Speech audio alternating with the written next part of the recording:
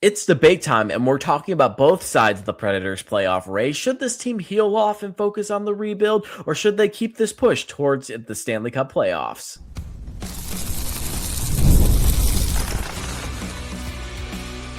You're Locked On Predators, your daily podcast on the Nashville Predators, part of the Locked On Podcast Network, your team every day. What's up, everyone? I'm Jack Williams. Today's episode is brought to you by FanDuel. Right now, new customers can bet just $5 and get $250 in bonus bets if your first bet wins. Head to FanDuel.com to get started. The Predators fan base has been divided all season between focusing on the future and playing for now. Should they be tanking or pushing towards the playoffs? With this postseason on the horizon, we're going to discuss if this team should or shouldn't go to the playoffs. Now, this is a story that I wrote a little bit earlier on the Hockey News. Thought it'd be kind of fun to verbalize it a little bit more and talk about this team and the Predators. I know this fan base has been extremely divided this year in talking about should this team continue to play for now, continue to play with the core that they're in, or just focus on that hard tank and that hard rebuild. And that conversation is extended into where we're at right now, and that the Predators flirting with this wild card spot here in the wild card spot now as of Wednesday, April 8th. And should they continue to push for this? Should they be excited for the playoffs? Should things kind of collapse a little bit more? Should they be happy they're missing, or should they be driving towards the playoffs? Should they be aiming towards the Stanley Cup championship and more? We'll examine those two sides of thoughts here. Again, these are all just kind of situations I've made up and looked in through kind of what the fan base has been talking about a little bit more, what makes sense for if the Predators should make the playoffs, if they shouldn't. It's like debate. We got two different arguments going here, and we're going to debate both arguments for and against playoffs, should and shouldn't. So let's jump right into it. Let's talk about the negative side of it, whatever side you want to call of it, the shouldn't part of why the Predators shouldn't make the playoffs here. Now, two big reasons that I came up with here is the big reason is that they're going to avoid getting swept here, and that they are going to face Colorado in the first round here. No matter what. In my expectations, or at least what I predict here, the Predators are going to run into Avalanche no matter what. This is a team that's sitting at 110 points here. I don't know if they've clinched the Central Division yet or the Western Conference. They've been very close. They haven't done it now. They will very much do it in the near future coming up. This is a team that's been rolling. This is a team that went through the early part of the season here and didn't lose a game at home in regulation for a while. The Predators handed the Colorado Avalanche their first loss in regulation right around, I believe, the January, February point of the season. This is just a Colorado team that has been rolling. They have been an absolute steam train between guys like Gabriel Landeskog, Nathan McKinnon, Martin Necas.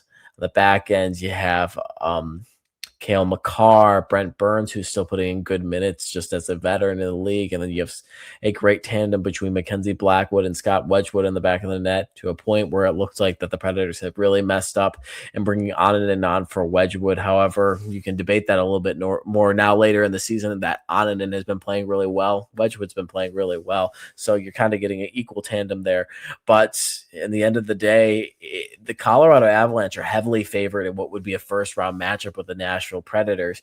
And there's a little bit lenience towards the argument of this, and that the Predators have played the Avalanche very well. They've played the Avalanche better than most NHL teams have this year, if not had the best record against the Avalanche this year. And even in their losses, there's still a lot of good to take away from them. We had a 3-0 loss earlier in the year, which felt more like a 1-0 loss. The Predators gave up a goal from Brent Burns, I believe, a minute into the game, half a minute into the game, like less than 30 seconds in. And we're chasing that 1-0 lead for the majority of the game, gave up 2 late goals, and it ended up getting spread out a little bit more. Not a great result for the Predators, but the effort was there. And just that was the stretch of when they were coming out of that, losing a little bit more in the beginning of the season. And ramping up momentum a little bit more. They went over to Colorado. They lost by 2 goals, still put in a good effort. This is when the Predators began to turn around their season series against the Colorado Avalanche. That started with a shootout win over the Avalanche back in January. There was a January, December, later in the season. A very entertaining game here. Could have been the Predators to take in regulation, but we had a goal by Cale Makar in the final 15 seconds of the game that forced it into overtime. Predators got it done in a shootout, and then came a massive matchup in Colorado. The Predators handed the Avalanche their first regulation loss at home of the season in a romping 7-3, 7-4 win. And the Predators have played this team very well. It's been a good matchup, and you can argue that it's a good matchup going on the road, and it's going to be a good first round playoff series, and the Predators might be able to steal one or two games. But at the end of the day, in the argument for shouldn't go in the playoffs, the Predators are avoiding kind of getting swept or getting knocked out in the first round here. It's very likely that, and again, this is situational, that the Predators would get absolutely demolished in the first round. There's a lot of reasons to talk about that too. And just this team's defense has been absolutely dreadful this entire year, even into the latter end of the year. The defense hasn't shown much improvement. We've seen great improvement from the offense that has just been kind of consistent and buzzing throughout the entire year. The goaltending has finally been kind of circular, kind of a very rounded picture, but the defense has just fallen off at every opportunity that there's been this year. Roman Josi obviously has been carrying the unit, but haven't gotten great minutes expected from guys like Nick Hague, who's currently injured right now. Nick Perbix has been kind of invisible there. You had a guy, Blankenberg, who was kind of hitting and clicking at times here, and he ended up getting traded to the Colorado Avalanche. Adam Wilsby has been decent. Ryan Ufko's come up, kind of simmered down a little bit, but had a good year. A guy that's going to settle in a little bit more, but you're not getting crazy minutes from him immediately. I mean, Justin Barron, we're not going to talk about Justin Barron because we all know how we feel about Justin Barron here. And just the defensive unit, Brady Shea. I mean, you're only going to get so much out of him at the end of the day. And it's just been a defensive unit that's fallen short. And I can tell you right now, facing the Avalanche in the first round, the Avalanche are going to pick this defensive unit apart, and they will run right through them. And at the end of the day, if the Predators are missing out on the Stanley Cup playoffs, they are avoiding a meeting and debatably a sweep from the Colorado Avalanche. And the cards aren't really in the Preds' favor when we're talking about teams that have pulled off that 1-8 upset. It's only happened 6 times in the last 20 years. The last team to do this was the 2023 Florida Panthers, who took out the top-seeded Boston Bruins in 7 games in the run in the Stanley Cup final. As we know, the next year, 2024, they had won the Stanley Cup, and then 2025, they had won it again. They're missing out in the playoffs this year, but it's a tall task to get done. Predators have just been inconsistent. They're going against a team that is absolutely consistent from top to bottom. Missing the playoffs, you can argue that they're not wasting their time here. And that's just an argument. And obviously playoff experience is good, but they are avoiding just getting debatably swept by this team. Another argument towards this team shouldn't push for the playoffs. This team should focus on, building up and building for the future. Now I'm looking towards the future is just starting the rebuild now. The future is later, and the future is still coming. We got to focus on what's coming up around the corner. This is not the time to focus on Stanley Cup playoffs, and this team is not in the place to be competing for a Stanley Cup just yet. I mean, we're seeing the future get involved with this team right now, of course, don't get me wrong, and just how important they've been to this team and the push they've been making. At the end of the season here, I mean, you have guys like Matthew Wood who've gotten incorporated with some of the top players on the team here, who has been so impactful towards the end of the year here, has been having a great rookie year. You have guys like Zach Theroux that's getting called up and giving really good minutes in again towards the end of the year here. Ozzy Weisblatt has kind of offered that little push that you don't really see on the stat sheet here. This is another young guy getting involved. Luke Evangelista has been leading the charge here. I could go down the row of just how the future is getting involved here as well. But these young guys are still developing, and there are still pieces to get into the system here. And you also have to take into account that if you're missing the playoffs, if you're getting into the playoffs, you're missing out on a great opportunity to draft in the high first round.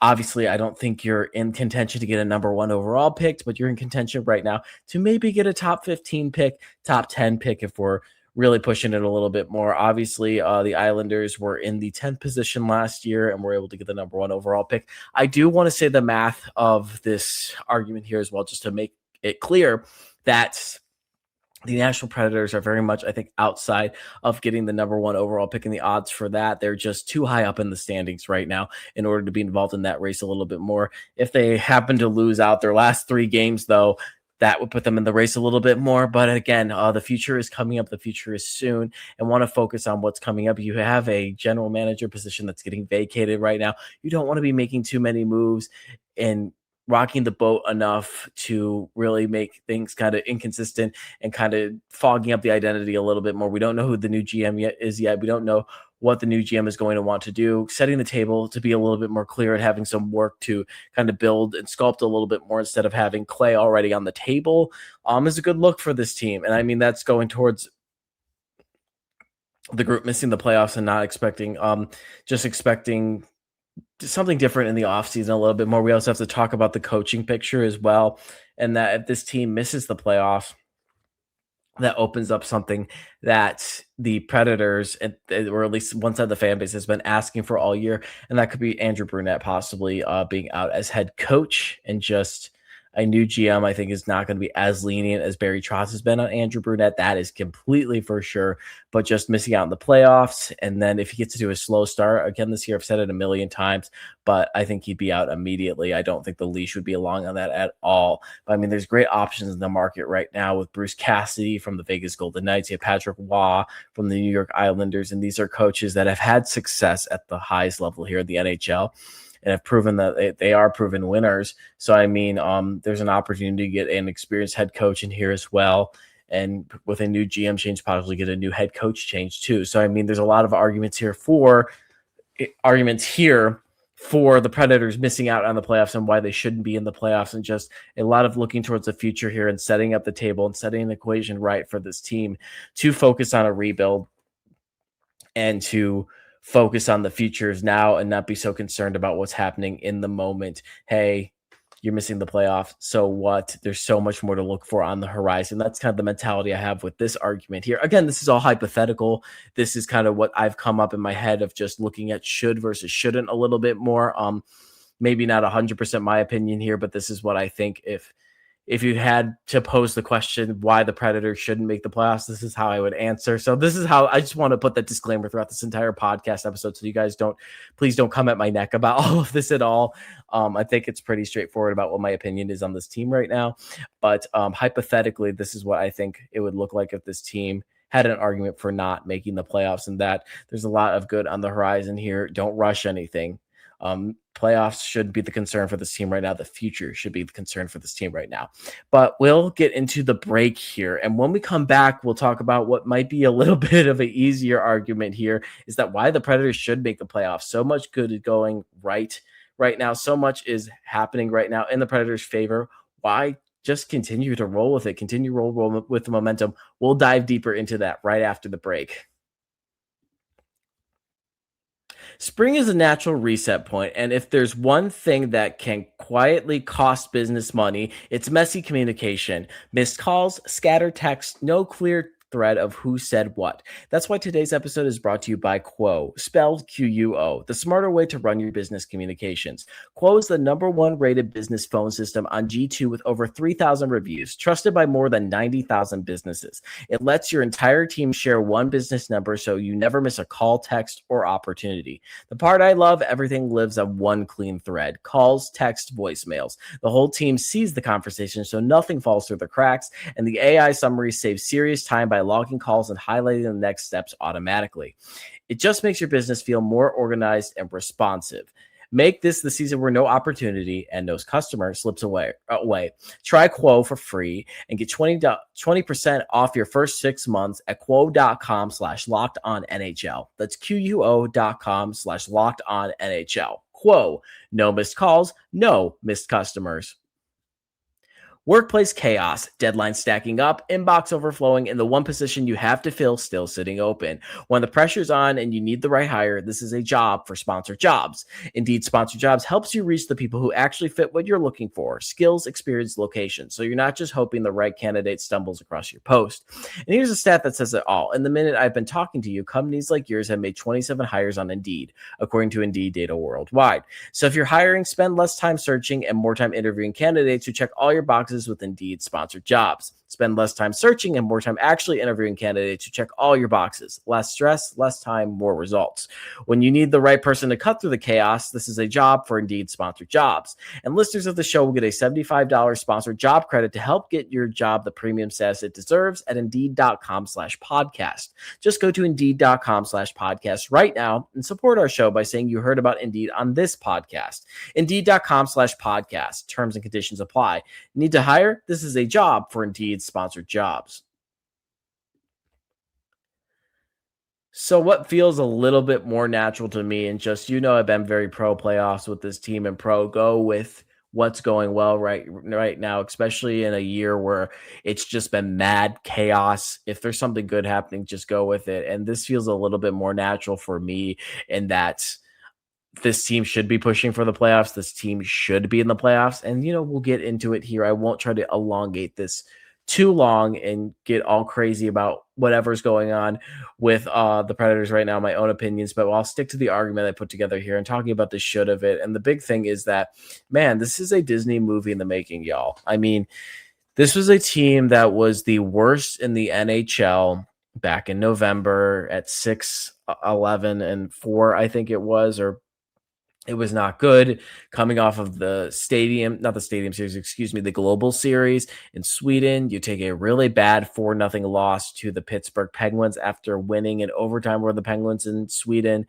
You're in a really, really tough position now where you have a week off and everyone's expecting the coach to be fired and the GM to finally step up and say, hey, it's not time. It's time for Andrew Brunette to see the door. And the biggest thing that happens is Joakim Kamel gets sent down to the AHL after not playing any games during that stretch there.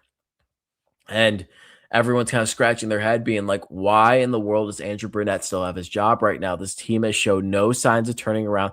They're just god awful. They're just going to drag through the rest of the year. And suddenly you get into December around Thanksgiving, and this team throughout the month of December, adding on the wins too at the end of November, starts turning things around. They post a 10-4-0 record in December. And suddenly by New Year's, this team is battling for a wild card spot. You get through two and a half months of this season into 2026 saying, is this team going to do it or not? Coming and flirting with this wild card spot over and over and over again, coming up to the threshold and just not being able to pass it. And then finally, towards the end of it, into the chaos of it all, they pass over this threshold and they are finally sitting in the wild card spot from time to time. And now we're into the final 4 games of the season where they're battling with a awful Los Angeles Kings team, I should add, and a San Jose Sharks team that just can't play consistent hockey for this final wild card spot. Y'all, I mean, you're going from a worst to first story here. It's only happened once in the NHL here. You had a member on this team, Ryan O'Reilly, who did this before. Go with it. This is a Disney movie in the making. This is magic in the making. Why not go with this and complete this amazing story and possibly have another run to a Stanley Cup championship in 2026? Again, it's only happened once with the 2019 Blues, who were the worst team in the NHL in January of 2019, were able to turn it around and win a Stanley Cup championship. And massive, great turnaround. Who says the Predators can't be the next team to do this? Absolutely. And we're going to get fully into the superstition of this now because there's a lot of superstition to go with this team. Before we get into that, though, I almost jumped over one of my other points, is that opposite to the last argument saying, oh, they should be preparing for the future. They should be looking towards the future. There's so much positive to go in the future. Well, the future is now with this team. The future is not later, as the last argument said. The future is now. You have guys that are producing right now. I mentioned the names before: Matthew Wood, Zach LaRue, Ryan Ufko, just a guy that's a little bit older, not really rookie, Ozzy Weisblatt, Fedor Svechkov. You have young guys that are producing right now. Why not take advantage of that right now? Get them the playoff experience they deserve and see if this young core can really take you deep. Luke Evangelista has adapted this name within the audition magician. This is a guy that is setting up all-stars to score this year, just playing at a great rate. You have these young guys who are supposed to be, 2 years behind the curve of just, really feeling out the game a little bit more, and they're starting to play. They're being very productive right now. You even have your bottom 6 guys like Tyson Jost that are finding ways to get the puck into the net. You have good things happening right now, and your young guys are really producing right now. Why would you want to pull the plug on that? See how far these young guys could go. These young guys could be the spark into driving you into the Stanley Cup playoffs and deep into this run. They've done it before in this team that's faced a ton of adversity at the trade deadline when you're losing Nick Blankenberg, Cole Smith, Michael McCarron, Michael Bunting, a lot of your depth pieces, and you have to call up a bunch of guys from Milwaukee, and suddenly it feels like, oh, we need these young guys to really boost this team up. We don't know if it's going to happen. It looks like the rebuild's really going to happen here. And you have them come in and give them this unbelievable burst that I don't know how many people would have predicted, put up a monster 6-3 win over the Boston Bruins after the game after the trade deadline, or the final game before the trade deadline. And they continue to roll. I mean, again, just magic in the making. You have a young core that's showing that the future is ready to go right now. And it's all just about supplying this group up, bulking it up, beefing it up even more, and seeing and building this Predators team into one that's not just sneaking into the wild card, but is dominating in the Central Division and in the NHL. And that's a really big part of it. But there's also a superstitious angle to it that I've gotten really excited about, that I want to examine a little bit more if this comes to fruition. Again, Ryan O'Reilly was on that first to worst team. He knows what it takes for this team, a team that was faced so much adversity, the worst adversity that you can face in the middle of the year, of being the worst team in the NHL. He knows what it's been like in order to turn it around and get this team to win a Stanley Cup. He's been in this madness before. Jonathan Marchessault was a part of a team called the Original Misfits, otherwise known as the Vegas Golden Knights, back in 2017, 2018. Basically, the team was concepted by all the leftovers of other teams. These were players that other teams didn't want. They went to Vegas and they created a run in 2018 that got them all the way to the Stanley Cup Finals in their first year of conception. We want to talk about it a little bit more, even on the other side of things as well. Steven Stamkos was on a Tampa Bay Lightning team back in 2019 that I believe posted the highest point total or the best record in NHL history. They face off against wildcard 2 Columbus Blue Jackets in the first round. Tampa Bay is the Stanley Cup favorite. Steven Stamkos is on this roster, and they get swept by Columbus in this first round here in one of the biggest upsets in NHL history. And Steven Stamkos knows what it's like facing a team in the similar positions of the Preds and pushing a little bit more and knowing that this team has nothing to lose, and going to the playoffs, they're going to play just their hearts out, and knowing what the opponent is going to give forward. And now Steven Stamkos is in those shoes now if this team is able to get into the wildcard hump and hold on. And the last bit of it, that's kind of the best part of it, in my opinion, is Andrew Brunette. I don't know if you guys know your Andrew Brunette lore beyond just his year with the Predators, but I mean, he is integral in one of the biggest upsets in NHL history. That is back in the 2003 Western Conference quarterfinals, when the number 6 seeded Minnesota Wild eliminated the number 3 Colorado Avalanche in overtime of Game 7, otherwise known as the Mile High Miracle. Andrew Brunette was the one that scored that goal in this game. Now, this was a Avalanche team that had Hall of Famers like Patrick Waugh, Rob Blake, Peter Forsberg, and Joe Sakic.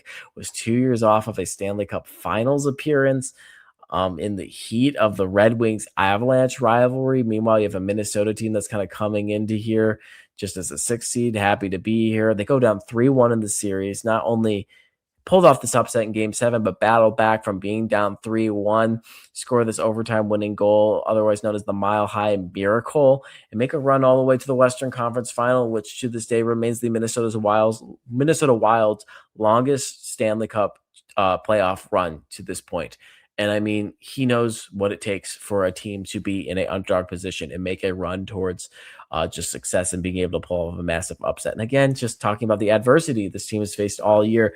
Again, being the worst team in the league, having an abysmal power play, having a penalty kill at times that didn't seem to work. You have scores that, like Forsberg and Stamkos, who weren't going at the beginning of the season, both are now flirting with 40 goals now. I mean, this team has been aged in adversity. This team knows what it takes to be having their backs against the wall. They know what it takes to dig deep and push towards the playoffs and find success going further down the road. Some of these guys have had the Stanley Cup in their hands, like I mentioned, Steven Stamkos, Jonathan Marchessault are the two names that come to mind. Ryan O'Reilly is another name that comes to mind, as I've just mentioned before, of just guys that know what it takes to get there. Nick Hague, and get to the top of a mountain. And this team seems like they are geared for the postseason. They've had the adversity and the push that they've seen all year. And like I said, some of these guys know what it takes to get to the top of the mountain. But those are my arguments.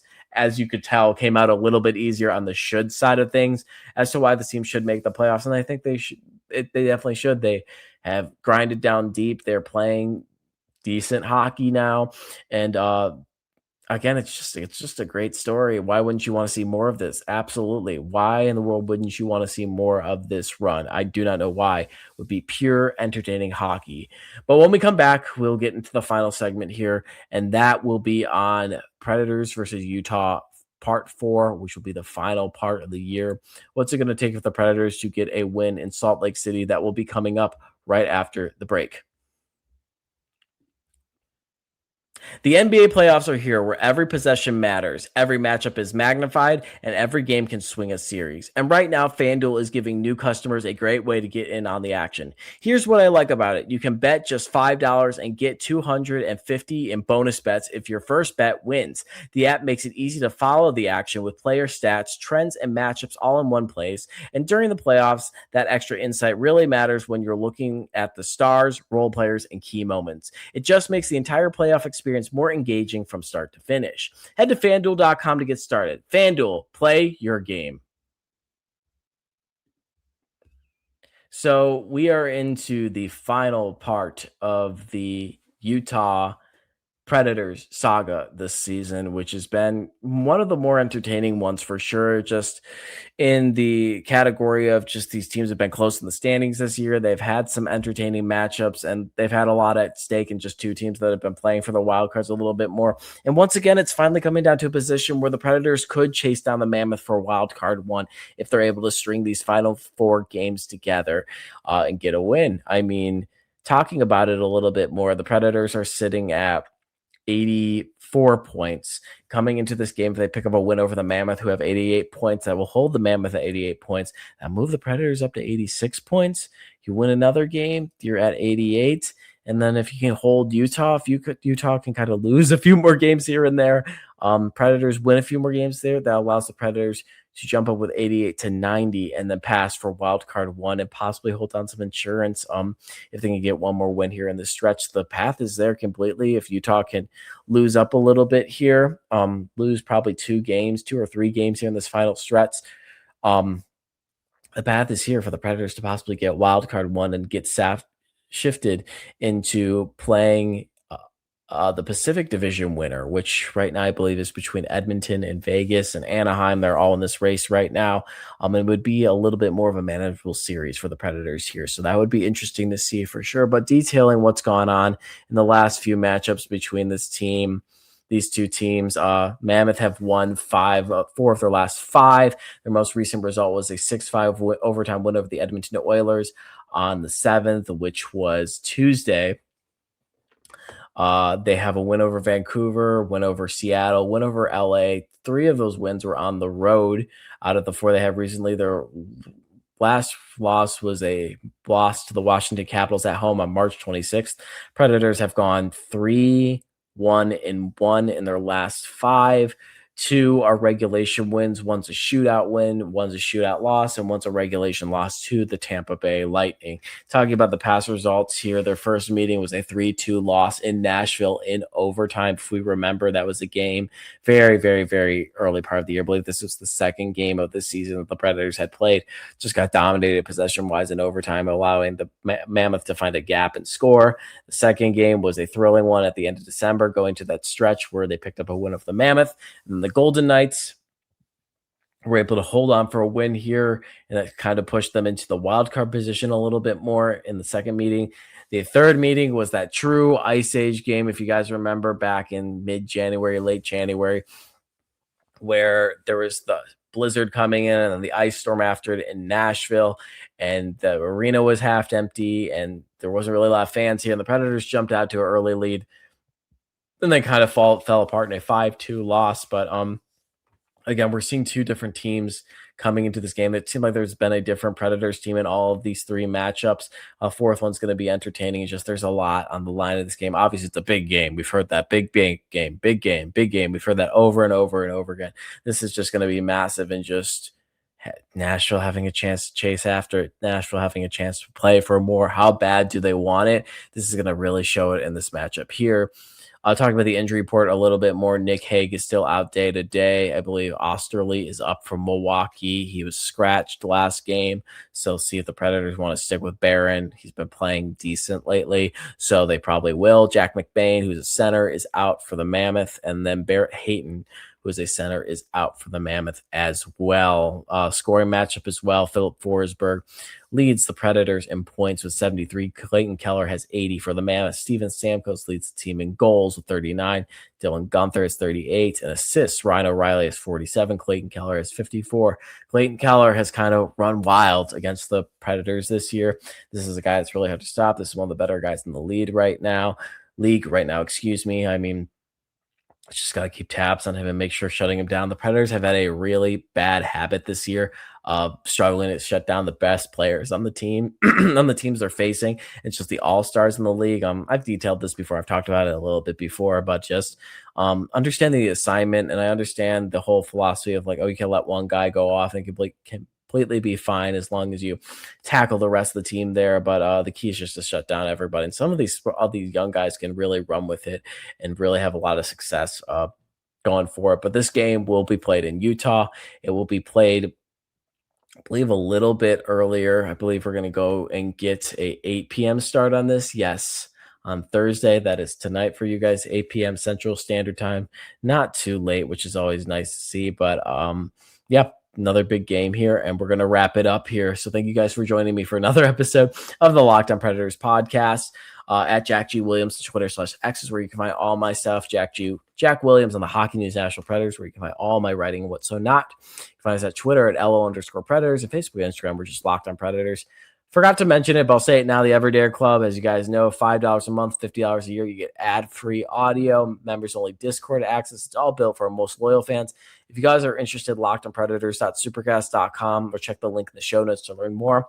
I'll add a plug too as well for our Locked On Predators mailbag. That is Mailbag Mondays. If you guys have a question you want answered, any sort of comments that you want to talk about, what so not, that you want to get featured on the show, I do have a 100% rate still in answering questions. You could send that to our Locked On Predators mailbag. That will be available in the description. Is a Google form link. Just need to say the question that you have, and then your name's optional. If you want a shout out, I will gladly give it. If not, you can leave it anonymous. But again, thankful for y'all, grateful for y'all. Thank you for staying patient with me and all the travels I've been doing and all the setups have been going around. It's been a time, but we're enjoying it as we go.